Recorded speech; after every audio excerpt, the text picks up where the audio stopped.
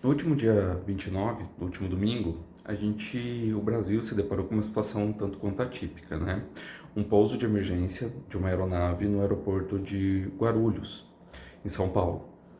Coincidentemente, eu estava no aeroporto e quero trazer algumas reflexões para o que tange a segurança do paciente, como a gente pode aprender sempre com a aviação civil. Então, naquele momento, a primeira coisa que se tinha, ou melhor, não se tinha, era informação do que aconteceu. Mas nós tínhamos o tempo todo a informação que a tripulação passava para nós, de que havia um incidente na pista e que por essa razão todos os pousos e decolagens estavam suspensos. Quando eu transfiro isso para o segmento saúde, eu quero trazer transparência na informação com o paciente.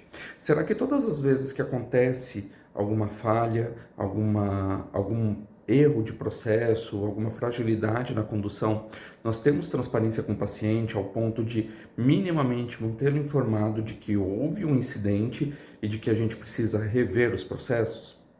Isso é para pensar.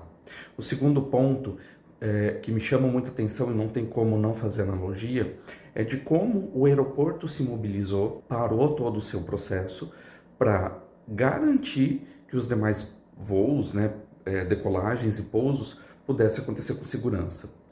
Denis, mas óbvio que isso iria acontecer porque a pista estava interditada, né? Existia uma aeronave, concordo, mas existia também uma preocupação com segurança. Só como exemplo, nós ficamos parados por cerca de 5 horas aguardando que fosse resolvido e liberada a pista. Durante esse processo, como eu falei há pouco, nós tínhamos informação. Então, o tempo todo éramos comunicados do que estava acontecendo, ainda sem saber a totalidade da proporção, né, que estava acontecendo. Mas, principalmente, o quanto para-se tudo para poder corrigir a falha e dar seguimento à rotina, né, à condução do aeroporto em segurança. Isso é um fato que me chama atenção. E aí outra provocação. No setor de saúde, no segmento de saúde, a gente para fazer essas reflexões quando um erro acontece, ainda que ele não tenha causado um dano ao paciente, como foi o caso, né? Agora, se tem informações que não houve vítimas, não houveram vítimas, mas tudo foi interrompido até que pudesse ser concluído todos os fatos e toda a apuração do evento. Já um pouco mais adiante, e por isso, estrategicamente, eu preferi gravar esse vídeo hoje, a gente tem um outro fato que é a apuração dos fatos e o quanto o time do aeroporto estava treinado e, consequentemente, o piloto, o copiloto, para uma situação de emergência. Então, ouvindo reportagens, fatos posterior ao ocorrido, na data de ontem, mais especificamente, diversas entrevistas com especialistas em aviação civil e afins, todos dizendo repetidamente, veementemente, nos mais diversos veículos de comunicação, sobre a conduta do piloto e o quanto são treinados para a tomada de decisão em situações de emergência, em situações atípicas, né? Ou, como a gente chama na saúde, no plano de contingência. E aí outra provocação.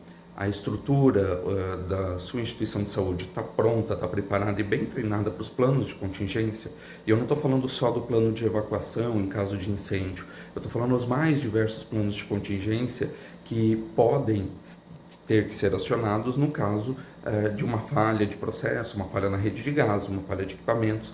Enfim, esses testes acontecem de maneira sistemática, treinadas, com registro desses treinamentos e das fragilidades para que possam ser corrigidos.